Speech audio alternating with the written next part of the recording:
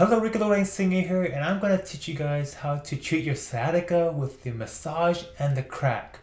It's a very simple step. All you have to do is use a chair, and it's right behind me. Let's get started and let me show you how it's done. First of all, the massage. You place your foot on the chair like so, and then you massage and pound on this area along this line right here. This is where the sciatica is located. Forearm to stroke up and down from the buttocks towards your knee, and then pound again.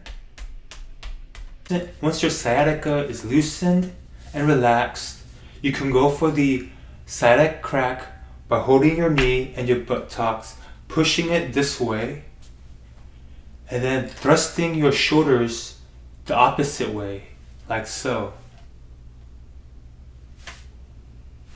Same for the other side. Pound, pound, pound, massage from your buttocks towards your knee. Stroke with your forearms. Pound again. And once you feel comfortable and relaxed, push your buttocks and your knee this way and thrust your shoulders this way for the crack. Here we go. Right. Please consult your doctor, physician, or chiropractor. I'm just a wedding singer. Peace out.